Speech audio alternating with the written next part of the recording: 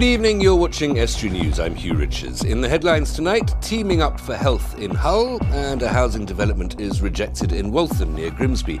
And later in tonight's programme, I'll be talking to Vicky Hartung about the Grimsby ice factory. And before that, Matt Overton on tackling violence and antisocial behaviour in the NHS.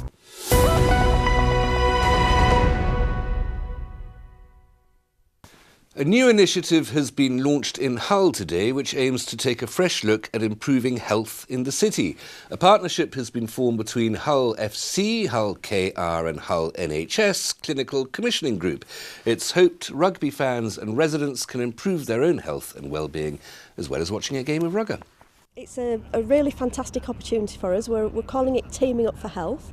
The idea was actually born out of the work that the community trusts with both clubs already do. So they already do a fantastic amount of work in the community, engaging people in sport and well-being. And they came to us and said, you know, we're doing this work, how can we make sure that it meets with your objectives as a clinical commissioning group for the services that you're commissioning for the city? So we thought that was a great idea. Yeah, just promoting general health and well-being. You know, everybody wants to get a little bit fitter, and you know, maybe lose weight. It depends what they want to do, but I'm sure people, that's what people want to do. You know, if we can do that, we can push that to the local communities. We have a high demand for some of our health services, but we don't have a great uptake of some of the prevention and screening services that would stop people getting ill and would help people manage existing illnesses. So through this project over the next 12 months, we're hoping to utilise the communication systems that the clubs have through their fans, marry that up with some of the messages we want to get out there. We're going to design some specific projects throughout the year, so an initial focus on young people and then concentrating on older people who might have a range of health conditions, looking at how we might support people with mental health issues, and then later on in the year looking at how we might reach out to more older people who might suffer health problems as a result of loneliness and isolation. So really exciting 12 months ahead of us. North East Lincolnshire councillors have rejected plans for a housing development in Waltham. Members of the local authority's planning committee voted down the plans by 7-1 following objections from local residents. They had concerns over flooding and safety at the entrance to the site on Brigsley Road in the village. Nearby parish councils were also against the plans, saying it would have an adverse effect on the village and not enough public transport. The site will, however, remain allocated for housing under the local plan. The Church of England consecrated its first female bishop in 2015. The church law was changed following decades of opposition to women's ordination as priests and consecration as bishops. Luke Adams meets the UK's, or the Church of England's, second woman bishop.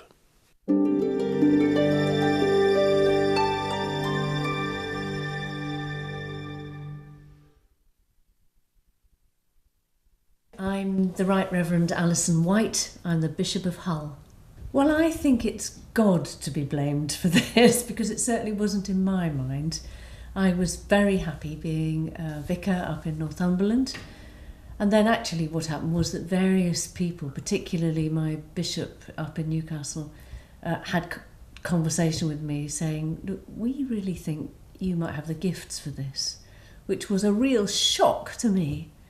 And then a whole process unfolded from there, which eventually led to my being interviewed by the Archbishop of York and various other people to see whether I might be the person that God was calling to be the Bishop of Hull.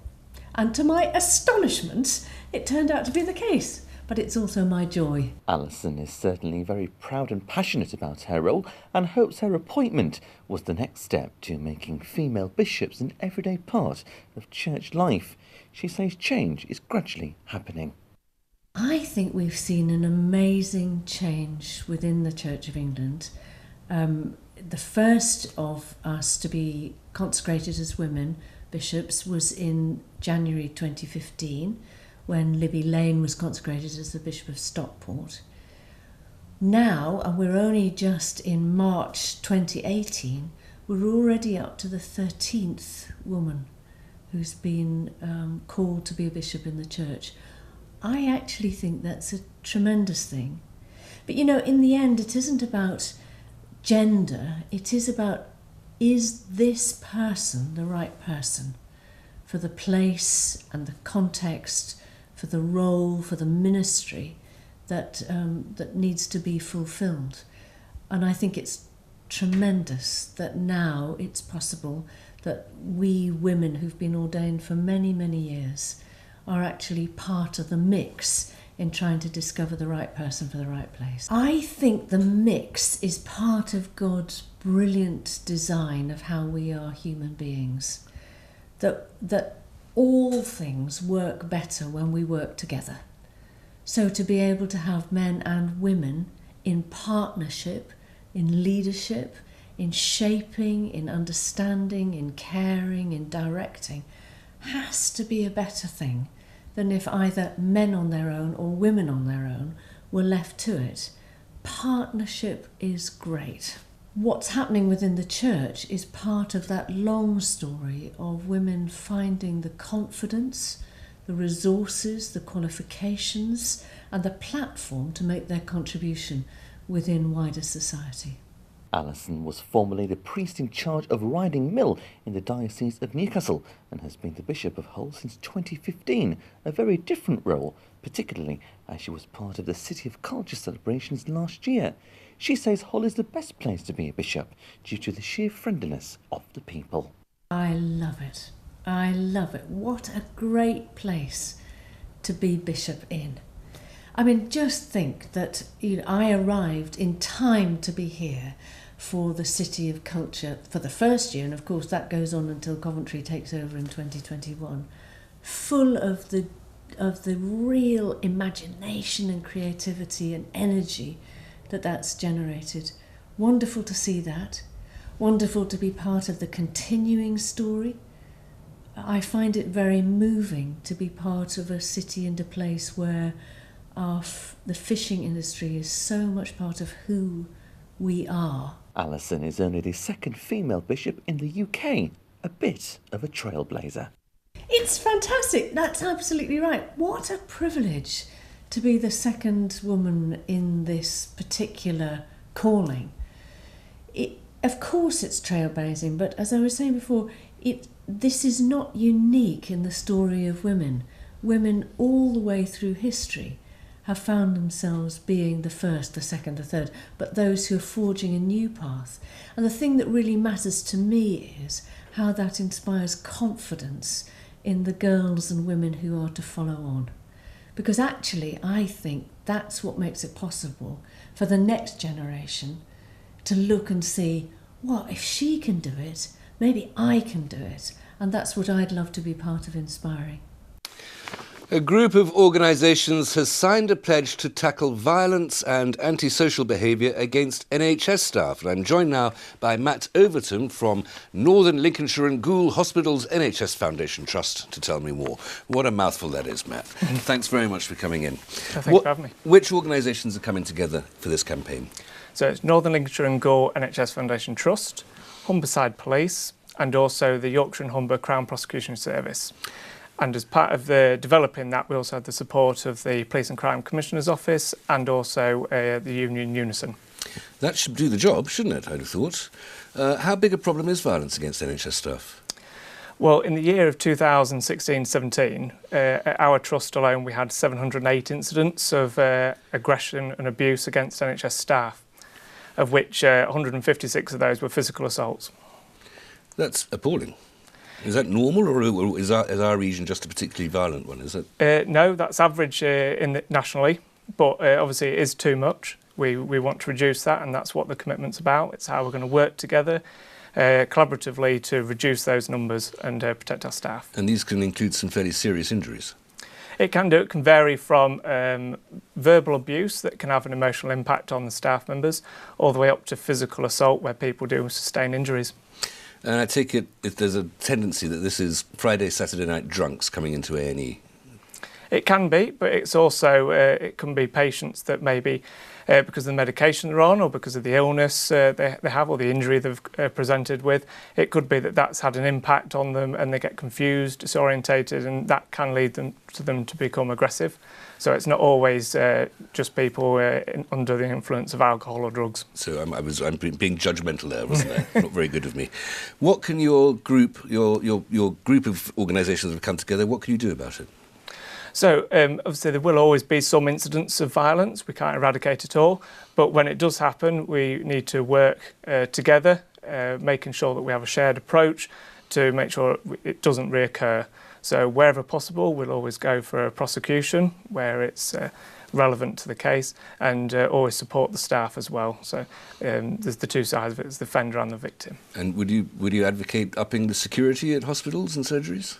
No, we have an excellent security team at the hospital, and they work under challenging circumstances where there's incidents happen on a daily basis, but they're good at getting in there, stopping it, and de-escalating the situation, hopefully prevent it from becoming a physical assault.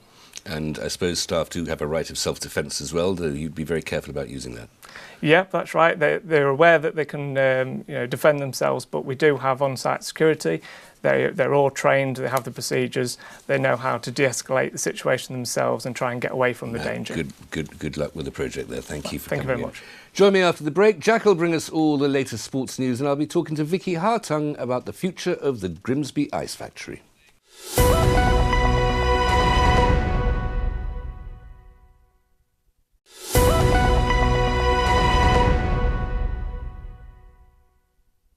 Welcome back. You're watching Estuary News. Still to come tonight, Jack brings us all the latest sports news, and I'll be talking to Vicky Hartung on the future of the Grimsby Ice Factory.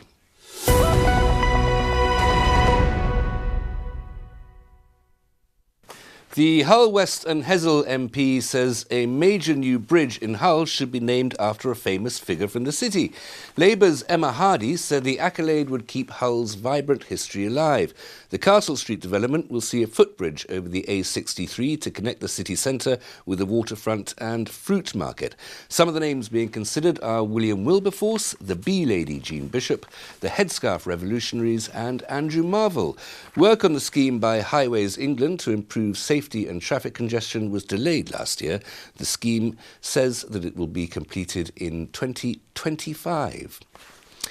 This is Prostate Cancer Awareness Month, an effort to persuade men to visit the doctor when something doesn't seem right. 12% of men get the condition. Earlier today, I spoke to Margaret Lake from the Health and Wellbeing Collaborative in Grimsby. She told me what to look out for.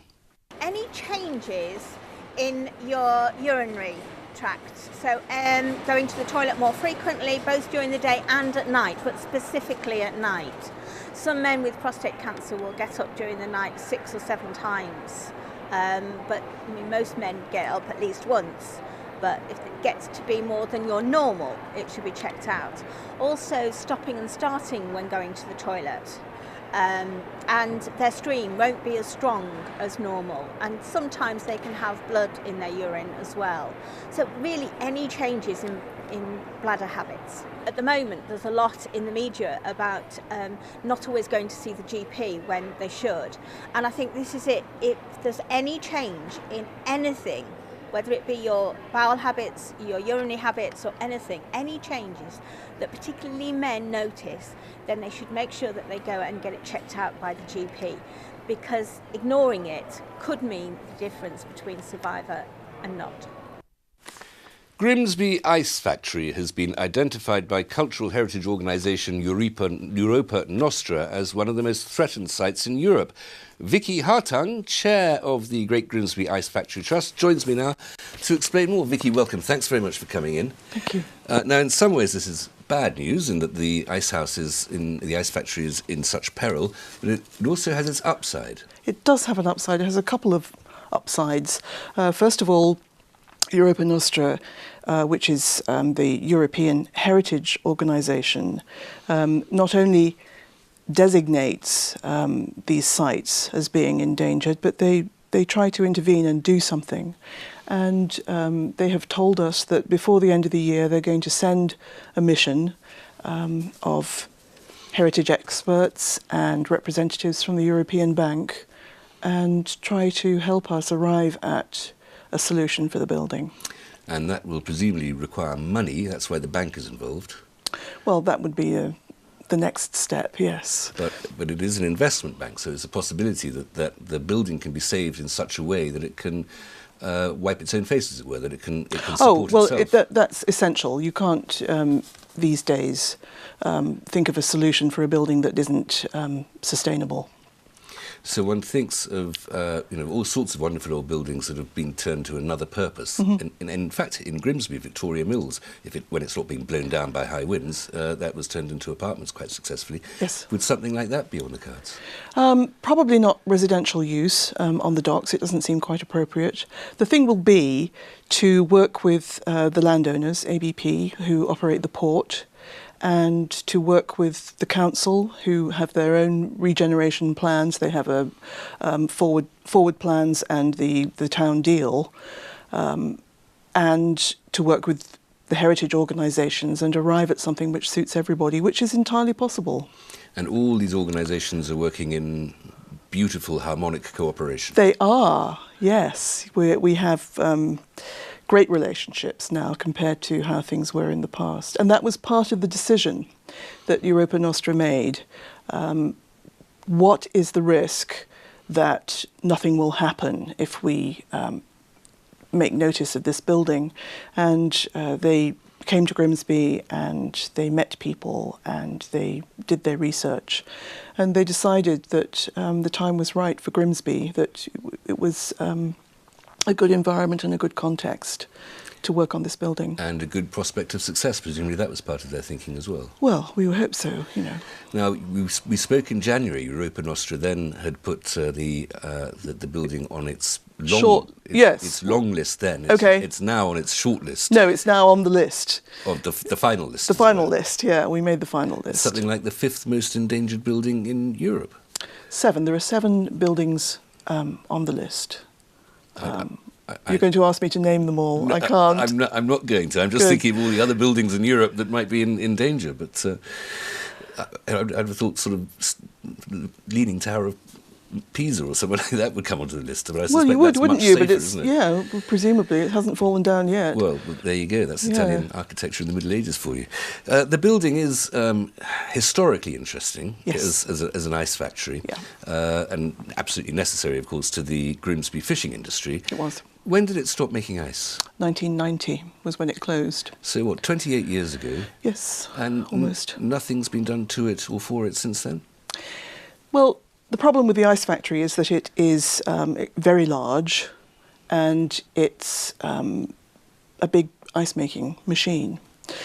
And the puzzle has been to think of how to use the building in a way that will, as I described earlier, fit with all the economic plans. If people wanted to get involved in this campaign, is there any way that individuals can contribute or help? Well, to be honest, the amounts of money that we're looking to raise are not going to come from individual people's pockets, but we're very grateful for any support that people want to give in kind, and they can look us up on the internet, the Great Grimsby Ice Factory Trust. Vicky, perfect. Thank you very much. Good luck with the building. Thank you. Here's Jack with all the sports.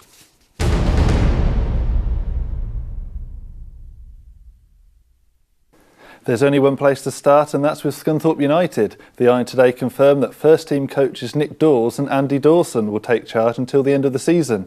It's the second time the pair have taken the reins at Glenford Park, doing so back in January 2013 after the sacking of Mark Robbins. The decision follows the dismissal of former manager Graham Alexander, who Dawes worked under as an assistant. I caught up with Nick Dawes earlier today and asked him what his take was on recent events surrounding the club. Obviously a difficult time.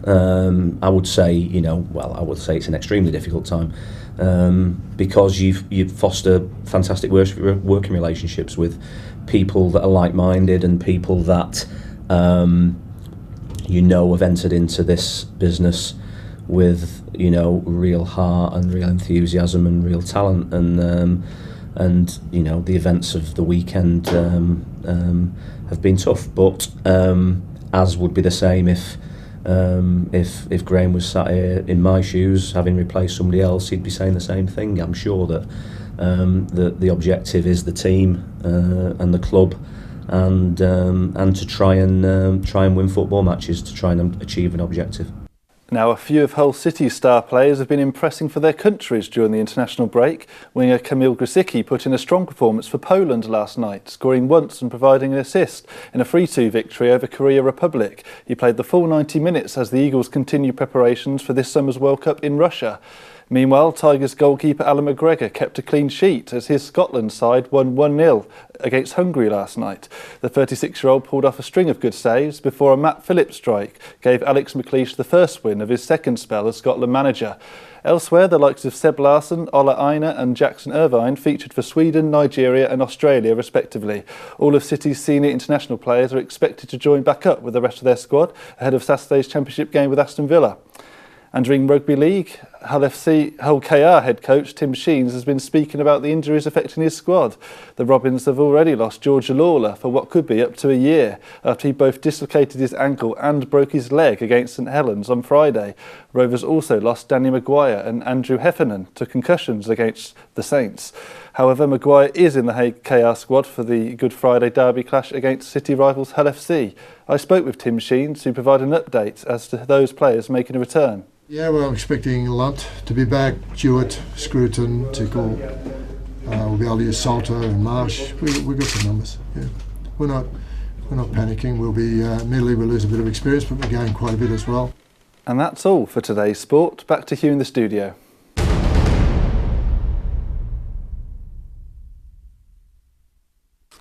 Thank you very much, Jack. That's it for tonight, I'm afraid. If you want to get in contact with us with a news story or for any other reason, Facebook or Twitter pages are available. Email news@estuary.tv or phone Grimsby 01472 31 553. Or you can write to us at Estuary TV, Nuns Corner, Laceby Road, Grimsby, North East Lincolnshire, DN34 5BQ. Until tomorrow, from all of us here on the team, good evening.